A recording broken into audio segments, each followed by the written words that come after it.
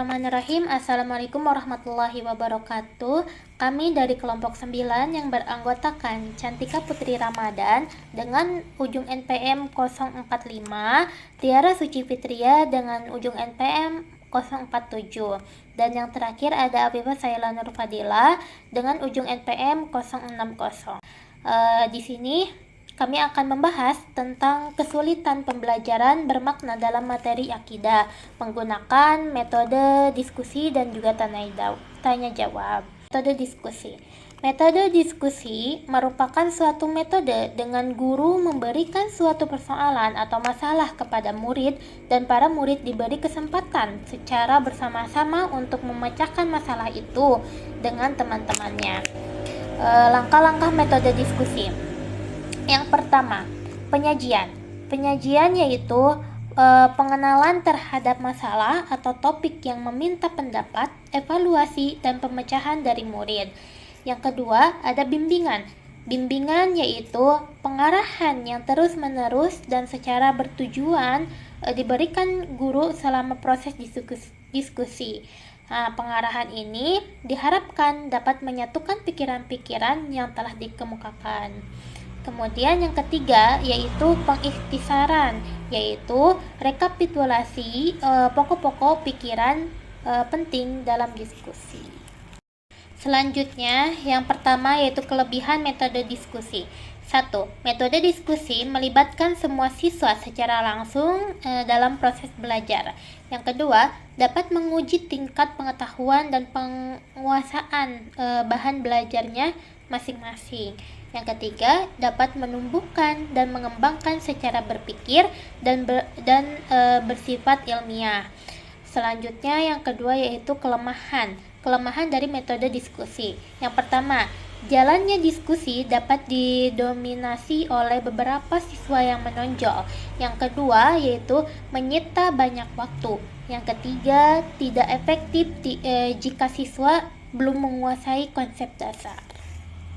Metode tanya jawab adalah suatu cara mengajar di mana seorang guru mengajukan beberapa pertanyaan kepada peserta didik tentang bahan pelajaran yang telah diajarkan atau bahan bacaan yang mereka baca sambil memperhatikan proses berpikir di antara peserta didik.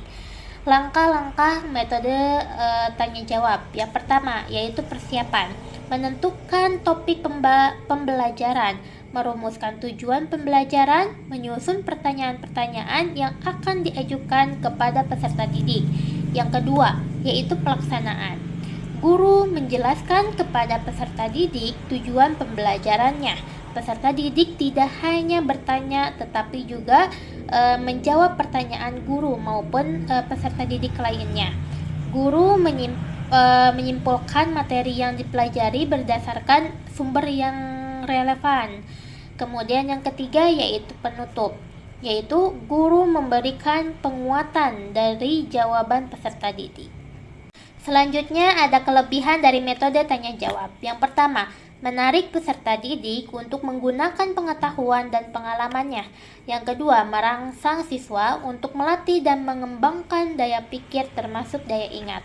Yang ketiga, mengembangkan keberanian dan keterampilan siswa dalam menjawab dan mengemukakan pendapat. Selanjutnya ada kelebihan dari metode tanya jawab ini, yaitu memungkinkan terjadinya penyimpangan dari pokok permasalahan. Selanjutnya, tujuan pembelajaran. 1. Melalui metode diskusi dan tanya jawab, peserta didik mampu menganalisis makna syu'abul iman atau cabang-cabang iman, pengertian dalil macam-macam dan juga manfaatnya. Yang kedua yaitu melalui metode diskusi dan tanya jawab, peserta didik mampu membiasakan sifat disiplinnya, jujur dan juga tanggung jawab yang merupakan beberapa cabang iman dalam kehidupan. Oke, baik. Selanjutnya itu ada kemampuan guru. Nah, kemampuan guru di dalam metode diskusi dan tanya jawab kita ini, guru itu harus memiliki pemahaman yang mendalam, termasuk konsep-konsep dasar dari dalil, serta bagaimana cara mengaplikasikan ke dalam kehidupan sehari-hari. Selain itu, guru juga memiliki kemampuan komunikasi yang jelas dan sistematis agar menarik perhatian siswa. Terus guru dapat mengidentifikasi kesulitan yang dihadapi siswa terkait materi akidah ini dan dapat menemukan solusi yang tepat. Terus guru dapat memotivasi siswa untuk mengembangkan kepercayaan diri dan semangat belajar. Selain itu, guru dapat menyesuaikan metode pengajaran dengan kebutuhan dan kemampuan siswa.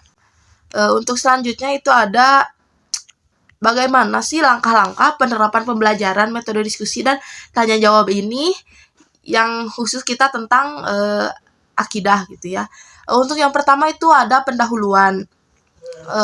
Untuk pendahuluan itu yang pertama diawali dengan orientasi ya atau pengenalan dari entah itu dari gurunya atau siswanya. Selain itu guru memulai pembelajaran dengan mengucapkan salam ataupun dilanjutkan dengan doa. Terus guru juga memeriksa kehadiran siswa, terus juga menyampaikan tujuan pembelajaran. Nah, untuk selanjutnya ada persepsi. Nah, persepsi ini guru mengingatkan kembali materi yang sudah diulas di pertemuan sebelumnya agar bisa mengkoneksikan perhatian siswa terhadap materi yang akan dibahas selanjutnya. Untuk selanjutnya ada ketersediaan sarana dan prasarana. Nah, dari sarana dan prasarana ini yang pertama itu bisa menggunakan buku sebagai rujukannya, yakni seperti misal kitab-kitab hadis sahih, kayak kitabnya Al-Bukhari, Imam Muslim, yang khususnya kepada bab tentang iman dan cabang-cabangnya. Terus juga ada LCD projector seperti laptop multimedia pembelajaran, terus juga bisa handphone atau media lain yang bisa digunakan. Ada motivasi ya, yang dimana guru bisa menyampaikan tujuan diskusi agar siswa lebih memahami materi gitu ya. Terus selanjutnya ada memberi acuan. Yang memberi acuan ini guru itu membagi kelompok sesuai dengan jumlah ataupun ketersediaan dari materi dicocokkan gitu ya, jadi disesuaikan. Seperti contohnya kelompok 1, misal kalau berkaitan dengan materi akidah kita ini yang tentang syu'ubul iman, misal kelompok 1 tentang keuntungan syu'ubul iman, terus misal kelompok 2 keuntungan syu'ubul iman dalam mencapai kebahagiaan dunia akhirat, terus misal kelompok 3 keuntungan syu'ubul iman dalam meningkatkan kualitas ibadah. Nah, di sini guru juga menjelaskan aturan main diskusi dan memberikan batas waktu yang. Nah, kegiatan inti ini yang dimana semua siswa berdiskusi sesuai dengan kelompok-kelompok yang sudah ditetapkan, yang sesuai dengan kelompok-kelompok yang sudah dibagikan.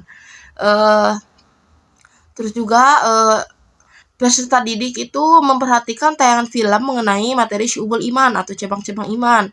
Nah, secara berkelompok peserta didik diskusi dengan tema-tema yang sudah dibagi-bagikan.